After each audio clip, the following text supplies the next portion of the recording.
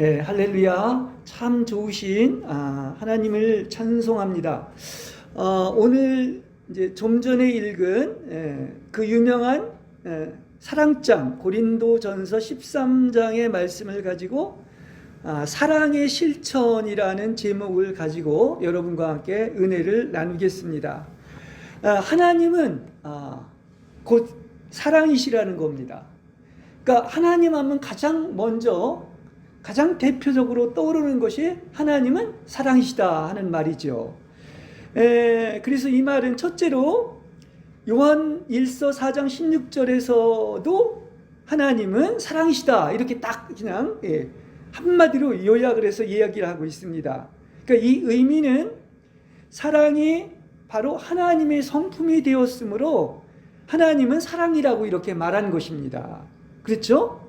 그러니까 하나님의 성품은 뭐라고요? 바로 사랑인 거예요. 그래서 그분은 사랑인 것임을 여러분 아시길 바랍니다. 그 다음에 둘째로 하나님은 죄인인 사람을 이처럼 사랑하신다는 거죠. 그래서 그야말로 많은 그 사람들은 정말 사랑이신 것보다 이렇게 밖에 드러나는 어려운 일이나 현상만을 보고 하나님이 나를 사랑한다는 것을 믿지 않는 경우가 많이 있습니다.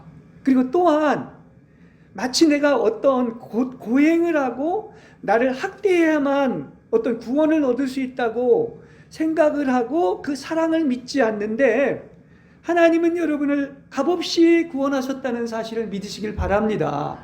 그래서 사랑이 구체적으로 나타나는 것이 여러분에게 은혜인 거예요. 그럼 여러분은 뭘로 구원받아서 그분이 사랑하신 것인데 그게 나타난 게 은혜로 값없이 구원을 받은 겁니다. 무슨 얘기인지 아시겠죠? 그렇습니다.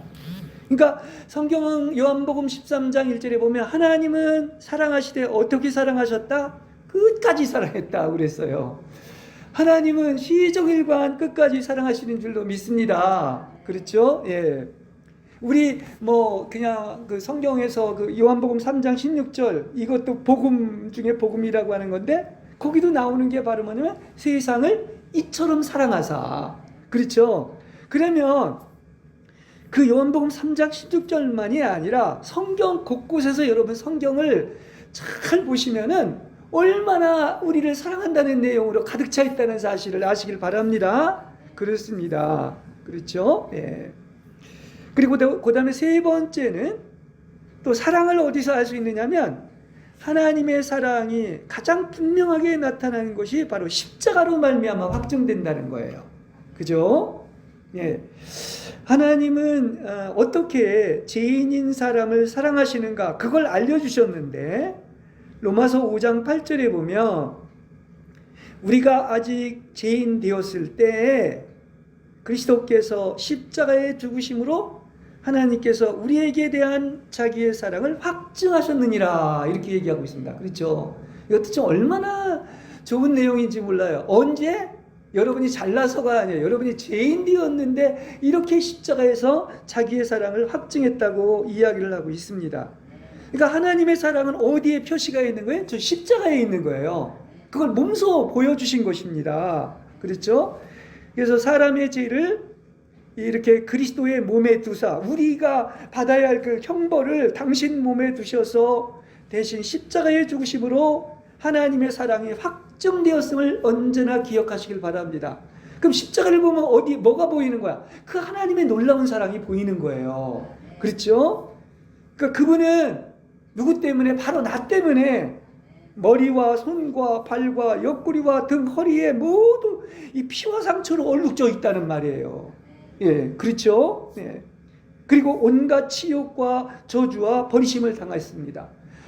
도대체 이 많은 사랑이 어디에 있습니까? 아마 심장 하나만 띄워준다고 해도 그 사람 대단한 사랑을 했다고 할 겁니다.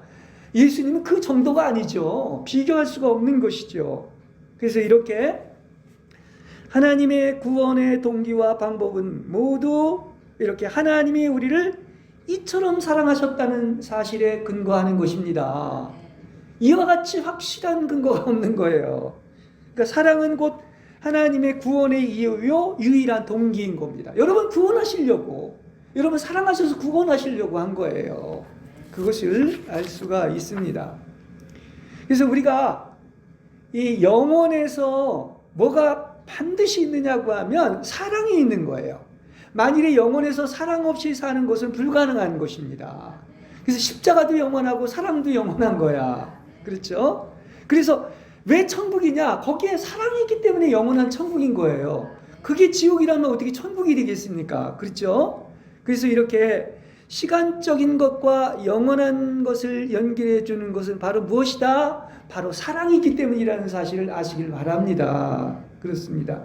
그러잖아요. 아까도 이제 반복해서 나오겠지만 그 13장에서 부분적인 그 좋은 것들도 다 사라지지만은 뭐만 영원히 남는다?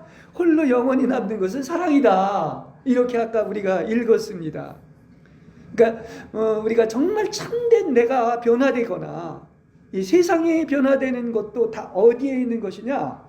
아까 이 세상이 왜 이렇게 냉랭하냐? 사랑 없어서 그렇다. 다 탄식한다. 부르짖는다 얘기했는데 바로 사랑에 있는 것이고, 더 구체적으로 얘기하면 아까 내가 제목에 뭐라고 그랬어요? 사랑의 실천이라고 그랬어요. 그래서 사랑을 실천하는 데 있는 겁니다. 그렇죠? 말로만 사랑하는 게 아니야. 그러니까 사실 이 미움과 다툼과 분열이 다 어디에 있느냐? 사랑의 실천이 없기 때문에 그런 거예요. 없기 때문에. 그래서 이 사랑의 실천이라는 것은 어떤 다른 또 번역으로 얘기한다면 이 works of love라고 해서 사랑의 역사로 가능하다는 겁니다. 그렇습니다. 자, 우리는 이 사랑을 할 때 주님 없이는 결코 그 사랑을 할 수가 없습니다. 그러니까 사랑이 달라요, 차원이. 우리가 무슨 에로스 사랑이라든지 또 에피투미아라든지 필리아 사랑도 얘기를 하지만 정말 그 사랑은 주님 없이는 결코 사랑할 수가 없는 사랑입니다.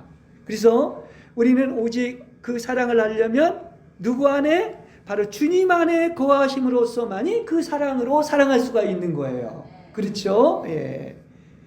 그래서 사랑이 무엇인지를 누가 보여줬어요? 주님이 보여주신 거야. 그래서 주님은 바로 여러분을 위해서 목숨을 버리셨습니다. 예. 그렇게 본다면 사랑은 바로 뭡니까? 이거 실천인 거야. 사랑은 행동으로 실천하는 겁니다. 그러니까 사람은 자기를 속이는 자기 기만에 빠지면 안 됩니다. 왜냐하면 그 사랑의 실체를 파악하려고 하면 그 사람의 뭐를 봐야 되느냐? 어떤 말보다도 그 사람의 열매를 보면 알 수가 있다는 거예요. 성경은 이렇게 얘기하고 있습니다. 그렇죠? 그러니까 사랑에 숨겨진 생명과 열매로서 드러난다. 이렇게 이야기를 하고 있습니다. 왜 이야기를 하느냐면 마태복음 7장 16절에 이렇게 얘기합니다. 거기 보면 그들의 열매로 그들을 알지니 가시나무에서 포도를 또한 엉겅퀴에서 무화과를 따겠느냐 이렇게 말씀하고 있는 거죠. 그러니까 그렇다고 한다면 사랑은 뭘로 할 수 있다? 이렇게 열매로 반드시 드러난다는 사실이에요. 맞아요, 안 맞아요? 맞죠? 그렇습니다. 그러니까 사랑은 우리가 믿어져야 되고 또 사랑의 실천인 정말 그 사랑을 살아내야 되는 거죠. 그래서 열매가 있어야 되는 것입니다. 우리가 러브는 사실 이 히브리어는 다 동사예요. 철학에서는 이 개념이라고 하는 명사가 강한데 히브리어는 동사입니다. 러브가 뭐예요? 동사 아닙니까? 그래서 이렇게 사랑 자체는 숨겨져 있기에 그 드러나는 열매로 그 사랑을 알 수 있다는 사실인 것입니다. 그렇습니다. 자, 오늘은 이제 이 사랑에 대한 얘기를 하고 있잖아요. 그 유명한 사랑장. 그래서 사랑의 실천을 얘기하는데 사랑은 어디서 왔을까요? 이걸 한번 오늘 우리 같이 보도록 하겠습니다. 그 원천은 어디에 있습니까? 그 사랑은 감추어져 있고 우리에게 알려지지 않습니다. 알려지지 않았습니다. 그러면 사랑은 어디에 있느냐? 여러분 안에 가장 깊은 한 곳에 있다는 사실인 것입니다. 사랑이 어디 있다고요? 여러분 안에 있는 거예요. 그래서 그것으로부터 사랑이 흘러나옵니다. 잠언 4장 23절에 보면 늘 깨어서 내 마음을 지키라. 마음에서 생명의 근원이 나오기 때문이다. 이렇게 얘기하고 있습니다. 그렇죠. 그럼 생명의 근원이 여러분의 마음에서 나온다고 그랬어요. 그렇지 않습니까? 그러니까 사랑에 숨겨진 생명과 이 사랑이 인간 안에 마음의 가장 깊은 한 곳에서 흘러나온다는 사실을 아시길 바랍니다. 여러분 안에서 사랑이 흘러나와야 되는 거죠. 그렇지 않습니까? 그래서 여러분 속에는 그 사랑 있습니까? 바로 내게 없는 그야말로 그 십자가의 사랑이 여러분 안에 있을 때 그 사랑이 흘러나오는 것이다 이야기를 할 수가 있습니다. 근데 그것은 볼 수는 없어요. 아무리 깊이 파고 들어간다고 해도 그 근원은 숨겨져 있고 여러분을 피합니다. 그 깊은 곳에서 사랑이 흘러나와 많은 길을 따라 흐르고 있지만은 이게 가장 깊은 곳에 숨겨진 이 사랑의 생명이 비밀로 남아있기 때문에 겉에 어떤 드러나는 것이나 어떤 지식이나 호기심이나 이론으로는 알 수가 없는 거예요. 그러니까 이렇게도 얘기를 할 수가 있습니다. 마치 고요한 호숫가가 있는데 거기에 보면 그 고요한 호수에는 아무도 모르게 저 깊이 숨겨진 샘에서 계속해서 흘러나오는 샘물과 같은 거예요. 이게 사랑입니다. 그러니까 하나님의 사랑이 신비에서 이렇게 비롯된 것이기에 그 근원은 바로 뭐다? 눈에 드러나지 않고 보이지 않지만 그 비밀인 장소인 사랑의 동산에서 그 계속 아가서에서도 얘기한 것처럼 나의 누이 나의 신부는 잠긴 동산 덮은 우물 봉해진 샘 그대는 동산들의 샘 생수의 우물 레바논에서 흘러나오는 시내들로서 이곳에서 비밀한 어떤 그리스도와 신부와의 내밀한 누림이 있는 거예요. 그렇죠? 이게 다 여러분 안에 그 내밀한 곳에서 가장 깊은 곳에서 이 사랑이 이렇게 흐르고 있다는 사실을 알 수가 있는 것입니다. 아가서에서 그 전에 자주 했기 때문에 여러분 기억을 하실 것입니다. 그리고 이 우리의 사랑은 역시 우리에게 없는 그 사랑은 바로 뭡니까? 이 사람의 사랑도 하나님의 사랑에서 신비롭게 시작한다는 사실을 아시길 바랍니다. 그러니까 그 사랑이 우리 안에 있어서 그 사랑을 거쳐서 모든 걸 사랑할 때 아내나 남편도 사랑하고 자녀도 사랑하고 모든 것을 제대로 사랑할 수가 있는 거예요. 그렇지 않습니까? 요한 1서 4장 7절에서 8절에 보면 이렇게 얘기를 하죠. 사랑하는 여러분 서로 사랑합시다. 왜냐하면 사랑이 하나님에게서 나온 것입니다. 그렇죠. 근원이 하나님에게서 나왔어요. 그래서 형제를 사랑하는 자마다 사람마다 하나님에게서 나서 하나님을 안다고 그랬어요. 왜냐? 그 안에 사랑이 있기 때문에 그 사랑이 나오는 거야. 형제 사랑이. 그렇지 않습니까? 그런데 형제를 사랑하지 않는 사람은 하나님을 알지 못하는 거야. 왜냐? 하나님, 그 형제에게 그 하나님의 아가페 사랑이 들어가 있을 때 당연히 어떻습니까? 그 사랑이 흘러나와서 형제를 사랑하는 거죠. 근데 형제를 사랑하지 못한다면 그것은 뭡니까? 하나님을 알지 못하는 사람이다. 이야기를 하고 있어요. 있어요, 없어요? 맞죠? 분명히 얘기하고 있습니다. 왜냐하면 하나님은 사랑이시기 때문입니다. 네. 그래서 우리가 이 숲속에 고요한 호수의 수면이 아무리 잔잔해 보이고 아무 일도 일어나는 것 같지 않지만 아까도 제가 얘기했지만 계속해서 저 바닥 깊은 곳에서 솟아나는 샘물이 있어서 이렇게 흐르지 않습니까? 그래서 아까 아가서에서도 계속 샘으로 이렇게 표현을 하고 있지 않습니까? 그런 것처럼 사랑도 이와 같이 여러분 안에 고요하게 숨겨져 있어도 실제는 어떻습니까? 사랑이 흐르고 있는 거예요. 눈에만 보이지 않을 뿐이지. 그렇죠? 그래서 여러분 잘 아는 요한복음 4장 14절에도 얘기한 것처럼 내가 주는 물을 마시는 사람은 영원토록 목마르지 않는다고 그랬어요. 이건 생명이기도 하지만은 생명의 사랑의 샘물이라는 사실을 아시길 바랍니다. 그렇죠? 예. 참 얼마나 좋습니까? 이것을 우리가 마시고 그 사랑을 누린다고 하는 것이. 그러니까 이것은 사랑에 숨겨진 생명의 샘물이라는 사실을 아시기를 바랍니다. 생명의 샘물을 마시지만 그건 또 나아가서 사랑을 이렇게 맛보는 겁니다. 그래서 이 사랑의 생명은 언제나 신선하고 영원하고 추위를 녹여주고 그 자체로 따뜻함을 가지고 있는 것입니다. 그래서 여기 이제 아까 그 마태복음이나 누가복음에도 여러 군데로 나오는 것처럼 이 숨겨진 사랑은, 이 숨겨진 사랑의 생명은 뭘로 드러난다고 그랬어요? 아까 열매로 드러난다. 그래서 사랑을 안다고 그랬죠. 예, 그랬을 때 그것은 열매로 드러나기 때문에 뭐 관찰하거나 검토하거나 머리로 이해하는 것은 사랑의 성장을 방해합니다. 그러면 사랑의 열매로 드러나는 사랑의 표현은 바로 뭐냐? 이것은 삶이에요. 그렇죠? 그리고 실존입니다. 그리고 다시 말한다고 하면 제 제목처럼 사랑의 실천이며 실제 살아내는 것이다 얘기를 할 수가 있는 겁니다. 사랑에는 반드시 열매가 있고 실천이 있다는 그런 사실인 것입니다. 그래서 이 숨겨진 사랑의 생명은 뭘로 나타난다? 여러분 삶에서 열매로 나타날 줄로 믿습니다.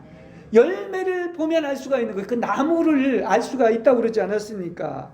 그래서 사랑이 이 열매로 알려지기 바라는 것이 바로 사랑의 피로다, 이렇게 얘기할 수 있습니다. 그러니까 우리에게 있어서 여러분 살면서 물론 여러 가지 필요한 것도 있죠. 먹고 마시고 입는 것도 있지만 우리에게서 가장 필요한 것이 여러분은 무엇입니까? 그 필요가 바로 사랑인 거예요. 그렇습니다. 아까 우리 찬송에도 이 사랑하지 않아서 이렇게 냉랭하고 세상이 지옥같이 변하지 않습니까? 사랑이다. 사랑이 있어야 한다 그랬습니다. 그러니까 지금까지 가장 궁핍했던 사람조차도 진정 사랑이 있었다면 참으로 부유한 사람이 될 줄로 믿습니다. 그렇죠? 예. 그래서 그야말로 사랑이 가장 크고 진정한 부요함임을 여러분은 아시기 바랍니다. 누가 부자야? 그 사랑이 넘쳐 흐르는 자가 진짜 부자입니다. 그렇죠? 그리고 항상 생명도 맛보고 천국도 맛보지 않습니까? 그래서 성경은 뭐라고 하느냐고 하면요, 이렇게 얘기하죠. 우리가 서로 사랑하는 것 외에는 누구에게든지 아무 빚도 지지 말라. 오직 사랑의 빚만 져라. 이렇게 성경은 얘기하고 있습니다. 그러니까 여러분에게 있어서 가장 필요한 것은 바로 뭡니까? 사랑이죠. 그러면 사랑의 원천인 하나님을 영원히 잊지 않는 것이고 그분을 사랑하는 것입니다. 거기에서부터 근원이 나오는 것이니까. 그렇습니다. 그래서 여러분에게 있어서 가장 필요한 게 뭐다? 사랑이죠. 그렇지 않습니까? 그래서 하나님을 가장 필요로 한다는 것이 최고의 완전함인 것을 아시길 바랍니다. 그렇습니다. 우리는 잠시라도 정말 우리가 예배를 드리는 것도 그렇고 사는 것도 그렇고 그분이 있어야만 진정 행복하고 그분이 사랑이 있어야만이 정말 우리는 잘 지낼 수 있는 거예요. 이게 하나님의 은혜와 사랑으로 살아가는 거예요. 그분의 사랑이 없이는, 그분의 은혜가 없이는 우리는 살아갈 수가 없는 것입니다. 아멘? 그런 것입니다. 예. 그래서 이렇게 사랑의 열매로 드러나는 것이 이와 같다 이야기를 할 수가 있겠습니다. 그래서 우리가 이 하나님과 사람의 관계가 올바라야 되는 거예요. 하나님 앞에 정말 단독자로 이렇게 바른 관계에 서 있을 때 진정한 피로가 드러나게 되고 이것은 다시 뭡니까? 이렇게 부요함을 의미한다고 이야기를 할 수가 있는 것입니다. 자, 새싹은 언제든지 반드시 돋아나게 돼 있죠. 사랑도 마찬가지인 거예요. 이 사랑의 생명은 살아있기 때문에 어떤 방법을 써서라도 밖으로 드러나서 그게 결국은 뭘로 알려진다? 잎사귀보다 열매로 알려지는 거야. 그렇죠? 그래서 이 새싹은 이렇게 저는 표현을 하고 싶어요. 심장에 있는 사랑으로, 그래서 사랑에 빠지게 되고 이 사랑은 열매로 알 수 있게 된다는 것입니다. 그렇죠? 그래서 이 사랑 때문에 이렇게 사랑을 순교했던 순교자들이 정말 주님을 사랑했기 때문에 순교할 수 있어서 이렇게 희생을 품어야 하는 사랑이 너무나 컸기 때문에 겉으로 드러나지 않았지만 반드시 열매로 이렇게 알려졌다는 사실이죠. 그게 바로 순교한 사람들의 삶인 것입니다. 주님을 너무나 사랑했기 때문에 자기 일신의 생명조차도 아까워하지 않은 것입니다. 다시 한번 얘기하지만 나무는 뭘로 알려진다? 아까 읽은 것처럼 열매로 알려진다는 말이에요. 그러니까 그렇게 본다면 열매가 가장 어떤 본질적인 표시다 얘기를 할 수가 있습니다. 잎사귀가 아니라. 그렇습니다. 그러니까 쉽게 얘기해서 열매 맺는 계절임에도 불구하고 열매를 맺지 않는 것을 발견한다면 그것은 입을 보아서 지금까지 짐작했던 그 나무가 아닌 것을 알 수가 있다는 사실인 것입니다. 그러니까 사랑이 열매로 드러나는 방법과 아주 똑같은 거예요. 그렇지 않습니까? 그래서 요한일서 3장 18절에는 이렇게 얘기를 합니다. 사랑이 그 열매로 드러나는데, 어린 자녀 여러분, 우리는 말과 혀로만 사랑하지 말고 행동과 진실함으로 사랑을 합시다. 여기 어린 자녀라고 한 거 보니까 말과 혀로만 사랑하면 어린 자녀인가 봐요. 성숙하면 성숙할수록 뭘로 하라? 말로 하질 말고, 말과 혀로만 하지 말고, 그것도 해야 되겠지만 행동과 진실함으로 하라. 사랑은 반드시 실천이 있어야 된다는 것을 얘기해주고 있는 거예요. 그렇죠? 그러니까 이렇게 아까 얘기한 것처럼 쉽게 이렇게 얘기할 수 있어요. 말과 혀로만 하는 사랑은 잎사귀로 비유를 할 수가 있습니다. 근데 그게 나중에 뭐가 돼야 돼? 반드시 열매가 돼야 되는데 이게 실천이 있는 것이다. 그러니까 말과 언어가 사랑의 표식일 수는 있지만 그건 불확실한 거예요. 말은요, 같은 말이지만 어떤 사람의 입을 통하면 그게 실체가 되고 신뢰할 수 있는 말이 되지만 다른 사람에게서 나오는 말은 허망하고 무익한 거예요. 그렇습니다. 자, 그렇다고 해서 그러한 이유로 말을 억제해서는 안 됩니다. 진정 사랑에서 우러나오는 말이 있어요. 그러니까 진정으로 사랑의 감정을 표현한 것이라면 그건 감추어서는 안 된단 말이죠. 아마 메시지도 그거예요. 그죠? 믿음은 들음에서 나는 것처럼 그 말이 실제로 그대 내면에 감동을 주고 권위가 있고 사람을 변화시킨다면 그 사랑의 말은 그대에게 감동을 주었던 그 사람에게 속한 그 사랑의 마음이 있기 때문에 그 사랑의 마음에서 메시지가 나오는 거예요. 그렇게 말이 또 중요하지요. 예. 여러분을 통해서 그 사랑의 말이 나오고 있습니까?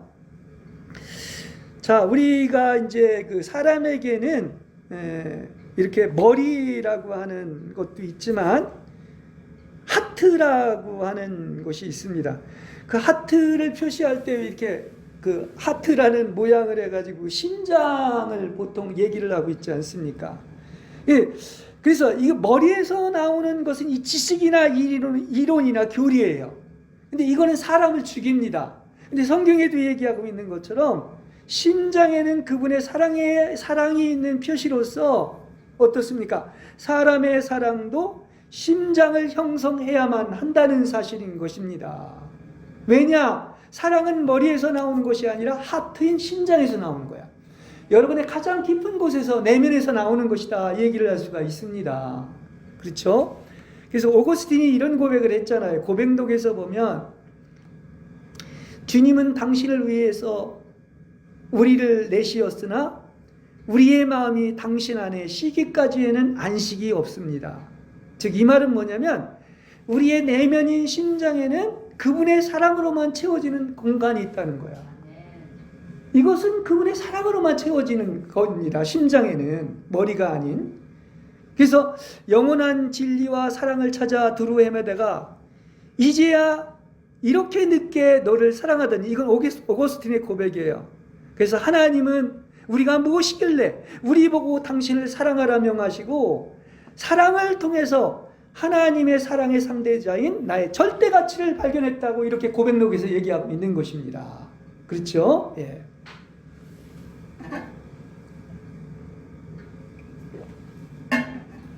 그 빌립보서 1장 18절에도 보면 옛날 번역에 이렇게 나옵니다. 바울이 뭐라고 그랬냐면 내가 예수 그리스도의 심장으로 너희의 무리를 얼마나 사모하는지 하나님이 내 증인이시다 이렇게 얘기하고 있습니다. 그러니까 예수의 심장을 가지고 예수의 마음을 가지고 너희 무리를 얼마나 내가 사랑하는지 이거 하나님이 증인이시다 이렇게 얘기하고 있는 겁니다. 그렇죠? 이렇게 영원한 진리는 사랑이 먼저 그리스도의 마음인 심장을 형성해야 한다고 말을 하고 있는 거예요. 그게 여러분에게 그 사랑이 심장 안에 형성된 아가페 사랑을 이야기하고 있는 것입니다. 그러니까 여러분은 분명히 알 수가 있어요. 의심할 여지 없이 불안정한 혼에서 나오는 덧없는 감정을 경험해 보았을 것입니다. 근데 이것은 항상 변하잖아요. 그건 사랑이 거기에 없기 때문에 그런 것입니다. 그래서 오직 영원하신 한 분이 심장을 형성하도록 한 사람을 사랑으로 이끄신다는 것이 얼마나 고귀한 일인지 몰라요. 그렇죠? 사랑을 이루면 다 이루는 거야. 여러분 안에. 그래서 하나님이 그 사람 안에 바로 예수 그리스도의 마음인 그 심장을 만들고 사랑이 그곳에 영원히 자리 잡도록 만드는 것은 가장 고귀한 일인 것입니다. 그렇죠? 그 여러분 안에 이 사랑이 완성이 되는 거야. 그 고귀한 사랑이. 그죠? 예. 그래서 나의 옛사람에게는 그런 사랑 없지요? 그러니까 천국이 이루어질 수가 없잖아요. 사랑을 한다고 해도 싸울 수밖에 없고. 그러나 나의 옛사람에게는 없는 그 사랑이 내 심장의 형성됨으로 말미암아 그 사랑으로 하나님을 사랑하고 이웃을 사랑하는 것이 바로 모든 율법의 정말 완성이고 신원서의 완성이며 가장 큰 계명이라는 것을 성경은 얘기해주고 있는 겁니다. 그렇죠? 예. 하나님 사랑하고 그에 못지않게 그게 제일 큰 계명이죠. 그리고 그 사랑으로 형제를 사랑하는 거. 그리고 그거는 실제 열매가 있기 때문에 그 사랑이 있을 때 형제 사랑하는 거예요. 사랑이 없으면 형제 사랑도 못하는 겁니다. 네, 그렇죠? 그러니까 이게 인간의 언어에는 한계가 있는데 한 사람이 어떤 단어를 사용할 때 사랑으로 행한 것이라고 담대히 말할 수 있는 것은 없습니다. 왜 이 얘기를 하고 있느냐면 사랑은 말보다는 실천이다 하는 걸 강조하기 위한 거예요. 그러니까 사랑이 어떻게 실천되는지에 따라서 달라진다는 사실인 것입니다. 그렇죠? 예. 그래서 쉽게 자선을 베푸는 것, 과부를 이렇게 방문하는 것, 헐벗은 자를 옷 입히는 것조차도 그게 사랑 없이 심지어는 자기애의 방식으로도 할 수 있다는 사실이에요. 그러니까 이 말은 그냥 쉽게 얘기를 한다고 하면 자선과 공의는 엄격히 다른 거야. 자선은 이미 그 하나님의 사랑이 없는 거예요. 그죠? 오직 사랑인 긍휼만이 하나님의 그 사랑으로 사랑하는 것입니다. 그러니까 자선과 긍휼은 분명히 다른 것을 알 수가 있습니다. 그러니까 긍휼이 없는 자선은 사실은 사람을 비참하게 만드는 겁니다. 하나님의 사랑인 긍휼만이 바로 그리스도교의 본질적인 가치가 있는 거예요. 이 사랑만이. 그렇지 않습니까? 그러니까 이렇게 사랑이라고 하는 것은 열매로 알려질 수 있도록 사랑의 실천을 하라고 계속 격려하고 있는 거예요. 말과 혀로만 하지 말고 실천을 하라. 행함으로 하라고 얘기하고 있는 거예요.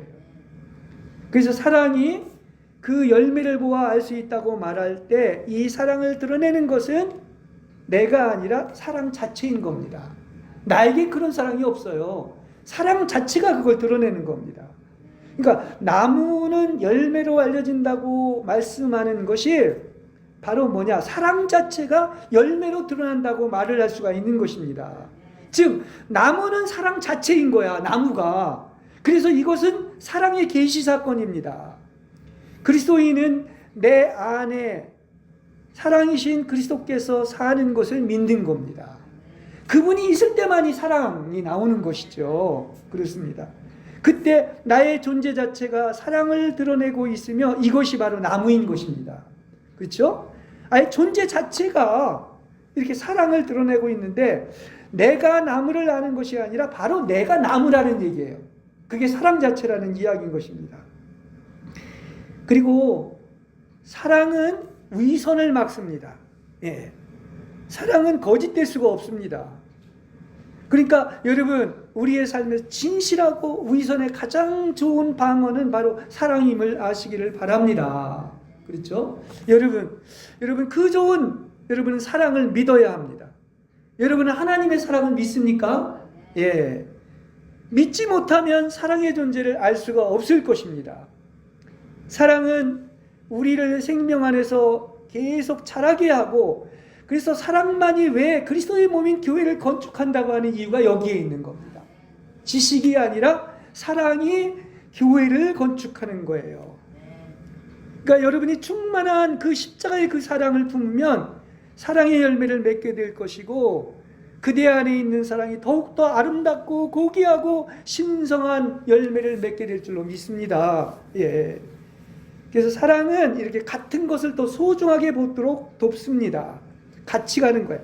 같은 것은 같은 것에 의해서만 알려지는데 고린도전서 13장 아까 12절에서 읽은 것처럼 주께서 나를 온전히 아신 것처럼 내가 하나님을 온전히 안다. 사랑이 왔을 때 이렇게 된다고 얘기하지 않습니까? 그러니까 우리가 이렇게 사랑 안에 거하는 사람만이 이렇게 사랑을 알게 될 줄로 믿습니다. 요한복음 14장 21절에 보면 이렇게 얘기를 하죠. 나의 계명들을 받아서 지키는 사람은 나를 사랑하는 사람입니다. 나를 사랑하는 사람은 나의 아버지의 사랑을 받을 것이고 나도 그를 사랑하여 그에게 나 자신을 나타낼 것입니다. 이렇게 얘기하고 있는 것입니다. 그러니까 하나님을 어떻게 아는 거야? 이것은 사랑할 때 아는 거야. 사랑을 해봐야 뭘 알죠. 그렇지 않습니까? 그러니까 하나님은 사랑할 때 아는 것이고 또 하나님을 사랑하면 반드시 아버지의 사랑을 받게 될 것이고 주님도 나를 사랑해서 나에게 계시로 그분 자신을 나타낼 거라는 거예요. 그러니까 이게 성경에 이렇게 분명한 것을 보면 하나님을 아는 비결이 사랑에 있구나. 지식을 아는 데 있는 게 아니구나 하는 것을 알 수가 있습니다. 그래서 사랑은 뭐냐? 사랑을 해봐야 되는 거예요. 사랑을 못하면 설명을 못해요. 그걸 얘기하고 있죠. 네. 자, 이제 아까 13장을 얘기하면서 그걸 다 이제 얘기할 수가 없고요. 그 13장의 중요한 특히 이제 그 13장 그 2절의 말씀을 이제 가지고 좀 얘기를 하려고 그러는데 12장 얘기는 지난주에도 설교했자면 여러 가지 은사를 얘기하고 있습니다. 그러면서 제일 마지막 아까 읽은 12장 31절에서 뭐라고 얘기하느냐면 그거보다 더 큰 은사를 간절히 사모하십시오. 내가 가장 뛰어난 길을 여러분에게 제시하겠습니다. 그러면서 결론을 뭘로 얘기하는 거야? 사랑이라는 거야 그게. 그죠? 그게 12장 31절에서 나옵니다. 그리고 13장에 가서는 우리가 지금 읽은 것처럼 그 유명한 사랑이 뭐냐에 대해서 정의하고 있고 사랑은 비교할 수 없을 다른 거하고 비교가 안 되는 뛰어난 것이다 이렇게 말을 하고 있는 것입니다. 그래서 우리는 이렇게 무슨 감정이나 의지나 생각으로 사는 게 아니라 신앙생활은 향주 삼덕이 제가 그 전에 얘기한 것처럼 뭡니까? 믿음, 소망, 사랑을 가지고 살아가는 거야. 그게 신앙생활인 거야. 근데 그 중에서도 이 세 가지는 항상 있어야 되는데 그 중에 가장 큰 것은 사랑이라고 얘기를 하죠. 13절 마지막 절에서 이야기를 하고 있지 않습니까? 그래서 이걸 뭐 다 설명하기는 그렇고요. 아까 그 고린도전서 13장 2절에 보면 이런 얘기가 있죠. 그 믿음과 사랑의 관계에 대해서 얘기하는데 거기 이제 하반절에 이렇게 얘기합니다. 내가 산을 옮길 만한 믿음이 있을지라도 사랑이 없으면 아무것도 아닙니다. 이렇게 얘기하고 있습니다. 여기 그러잖아요. 믿음, 소망, 사랑이 가장 중요하다. 항상 있어야 된다. 그런데도 불구하고 또 여기서 뭐라고 하느냐면 다른 걸 내가 특히 이제 이 본문을 뽑은 것은 산을 옮길 만한 믿음이 있을지라도 거기에 사랑이 없다면 이건 낫승이다. 이렇게까지 얘기하고 있는 거예요. 그러니까 우리가 믿음과 사랑의 관계를 알아야 된다는 사실인 것입니다.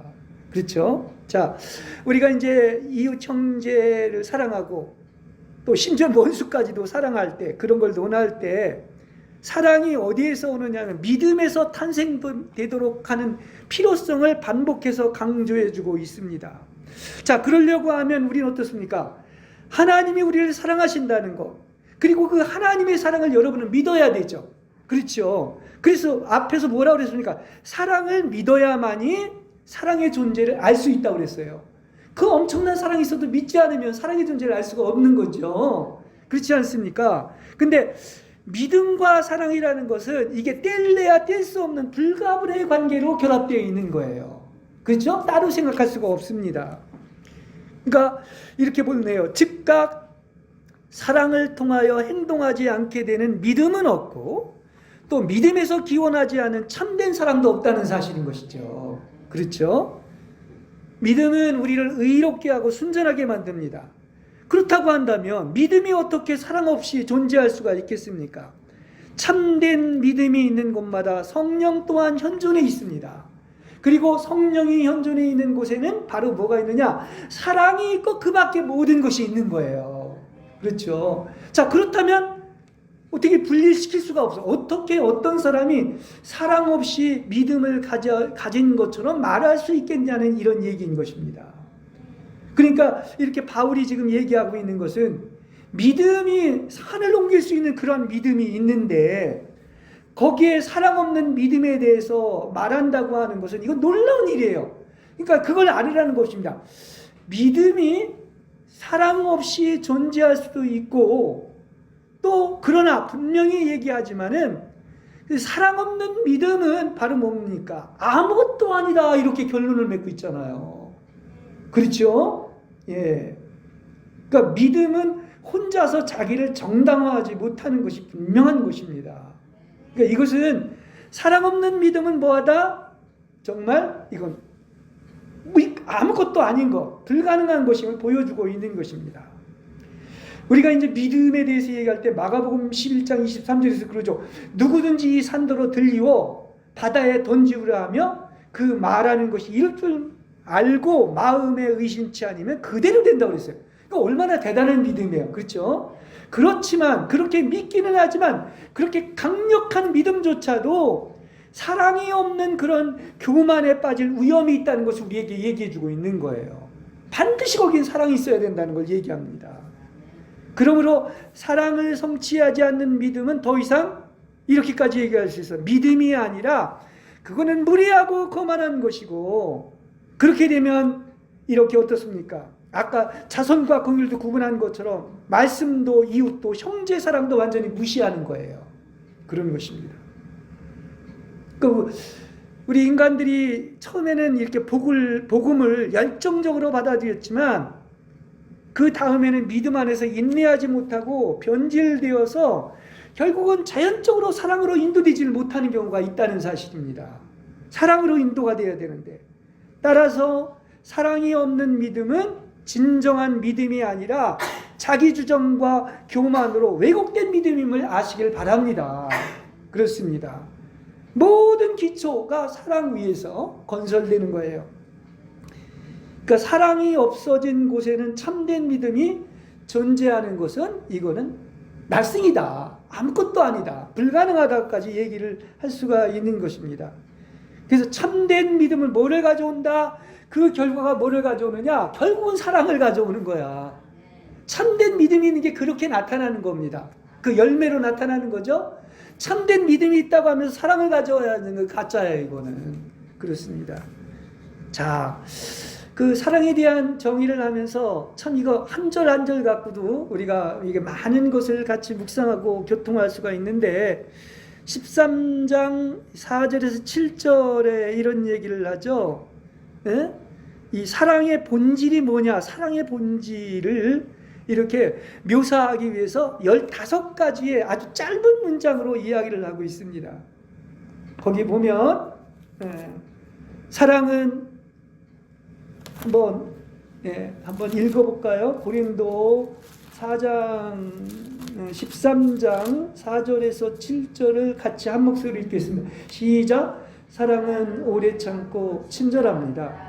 사랑은 시기하지 않으며 뽐내지 않으며 교만하지 않습니다. 사랑은 무례하지 않으며 자기의 이익을 구하지 않으며 성을 내지 않으며 원한을 품지 않습니다. 사랑은 불의를 기뻐하지 않으며 진리와 함께 기뻐합니다. 사랑은 모든 것을 덮어주며 모든 것을 믿으며 모든 것을 바라며 모든 것을 견딥니다. 이렇게 얘기했습니다.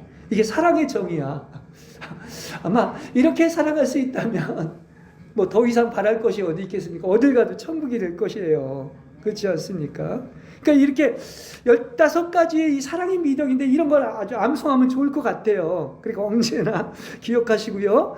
이 8 사랑의 미덕을 얘기를 하면서 8개를 그 부정문의 형식으로 이야기를 하는데 왜 그런가를 우리가 생각해 보면 아까 13장 2절에서 얘기한 것처럼 그 산을 옮길 만한 믿음이 있어도 뭐가 없으면? 사랑이 없으면 아무것도 아니라고 하기 때문에 그런 거예요. 다시 말한다고 하면 자칭 그리스도인이라고 그들의 믿음으로 위대한 일을 행했다 할지라도 사랑이 없는 그들의 믿음은 바로 거짓되고 의미가 없다는 것을 증명해 주기 위한 겁니다. 그렇죠? 그렇게 사랑이 중요한 거예요. 그러니까 사랑을 통해서 역사하는 예수 그리스도에 대한 믿음은 이렇게 고린도서 13장 4절에서 7절 이하에서 얘기하는 그 15가지의 미덕을 얘기했느냐? 이거는요, 앞에 은사가 있지만 그것과는 근본적으로 다른 거야. 모든 것은 결국 사랑으로 기결이 되는 거야. 그렇죠? 가장 뛰어난 길을 보이리라. 응? 그렇게 얘기하고 있지 않습니까? 그리고 가장 좋은 것을 여러분에게 그야말로 이야기를 해주겠다고 이야기를 하면서 더 큰 최고의 은사를 열심히 구하라고 이야기를 하고 있는 것입니다. 그렇죠? 이게 은사도 있어야 됩니다. 그렇지만 은사와 사랑 15가지의 미덕은 다른 겁니다. 사랑은, 은사는 물론 은사도 성령님이 주신 것이지만 사랑은 우리 안에 그 십자가의 그 사랑이 있는 것으로서 이게 하나님의 요소인 생명의 표현이라는 말이야. 그래서 아까 그랬죠. 하나님은 사랑이시다. 그렇죠. 그게 하나님을 표현하는 것이다 얘기하고 있는 것처럼, 그래서 하나님은 사랑이신 것입니다. 근데 그것도 우리가 열매로 표현되는 거예요. 그러니까 얼마나 중요해요. 그죠?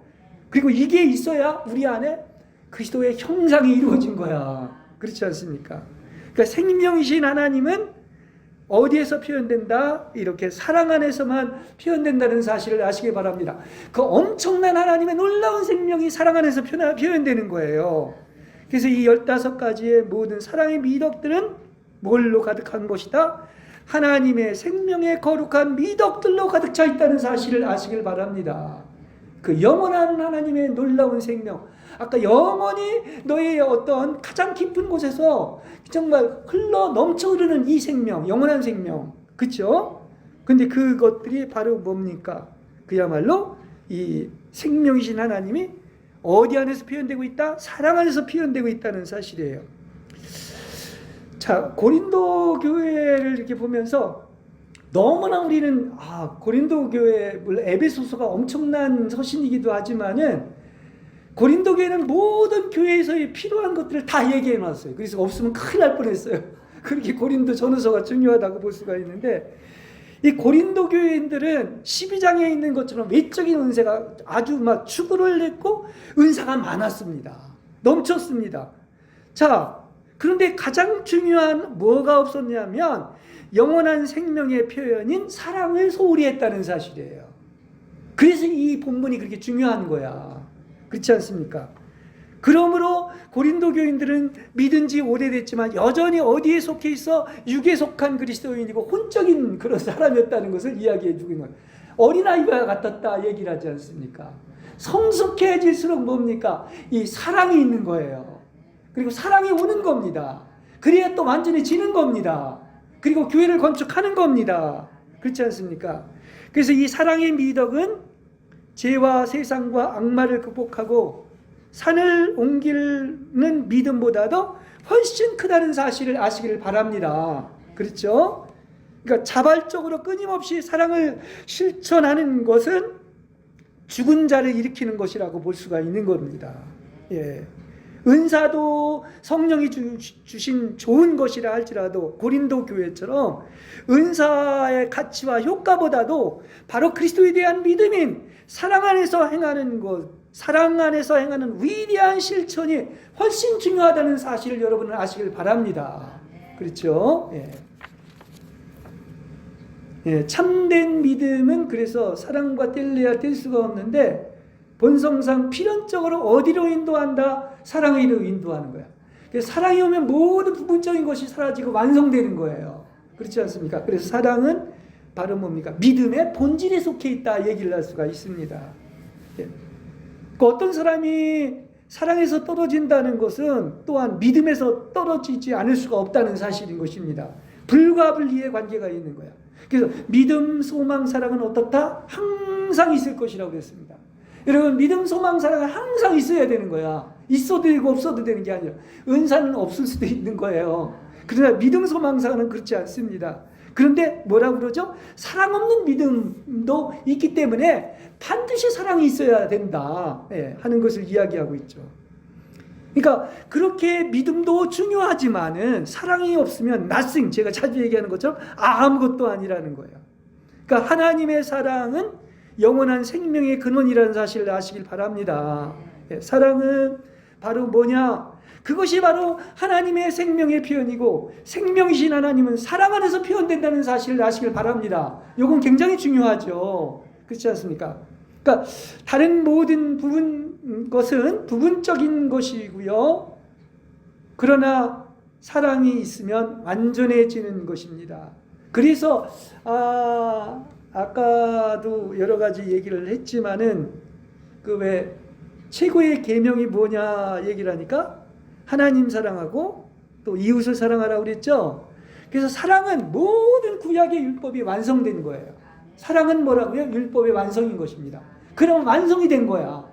이게 완성된 겁니다. 그렇죠? 그래서 이렇게 바울은 사랑이 없는 믿음이 존재하기 때문에 고린도 교회에 대해서 말을 하면서 고린도 교회의 여러 가지 어떤 일들, 예를 들어서 뭐 분열이라든지 니판이 내판이 무슨 송사하는 것, 하나 되지 못한 것, 이렇게 미성숙한 어린아이와 같은 이런 문제가 다 어디에 있느냐고 하면 결론은 지금 고린도 전서에서 얘기하는 것처럼 사랑이 없어서라는 걸 얘기하고 있습니다. 이 모든 것이 사랑에 근거한 것이다. 생명의 표현도 사랑에 근거한 것이다. 그렇죠? 그러니까 일시적인 은사들은 모두 폐해지지만 뭐라고 그랬어요? 아까 사랑은 결코 없어지지 않고 새하지도 않고 사라지지도 않고 끝나지도 않고 결국 사랑은 교회를 건축한다. 얘기를 하고 있는 것입니다. 그러니까 여러분 참 근본으로 들어갈 필요가 있고요. 여러분 구원의 동기는 어디에 있다고요? 딴 거 아닙니다. 아무런 이유와 조건이 없어요. 그냥 하나님의 사랑의 동기에서 여러분을 구원하신 것입니다. 그렇죠? 예, 그렇습니다. 그리고 우리도 마찬가지. 하나님의 사랑을 아는 우리는 하나님께 이렇게 포기를 할 수 있고 절대 복종할 수 있는 기준이 어디에 있느냐? 바로 하나님의 사랑이 있다는 겁니다. 그걸 아는 사람은 그렇게 포기하고 복종할 수 있는 거예요. 그리고 나아가서 사랑은 살아내는 것이고 현재적인 것입니다. 하나님과 이웃을 향한 현재적인 사랑 말고는 아무것도 필요가 없는 거야. 예. 하나님의 사랑과 이웃 사랑의 실천은 우리가 진정 여러분이 하나님의 형상을 가진 하나님의 백성임을 증거해주고 있는 거예요. 만일 하나님 사랑과 이웃 사랑이 없다고 한다면 여러분은 하나님의 백성임을 증거하지 못하는 것이다 얘기를 할 수가 있습니다. 그렇습니다. 하나님은 사랑이시니 사랑 안에 거하는 사람은 하나님 안에 있고 하나님도 그 사랑 안에 거하십니다. 이게 가장 단적인 증거예요. 그래서 우리가 어디까지 그리스도처럼 되었으니 그리스도처럼 살게 되었으니 그것이 바로 사랑이 여러분 안에서 완성된 것입니다. 할렐루야. 그렇습니다. 그래서 하나님이 사랑이시라는 것은 그야말로 그렇습니다. 참 복된 소식이고요. 어떤 복락의 생수를 마시면서 지복직반에 이르는 길이고 하나님이 근본이 사랑이시기 때문에 얼마나 모든 결과가 아름답고 좋겠습니까? 하나님의 목적이 이루어지고 하나님과 합일에 이르는 과정이며 그리고 하나님의 영광에 이르게 되고 천당인 새하늘과 새 땅의 새 예루살렘에서 영원한 사랑을 누리게 될 것입니다.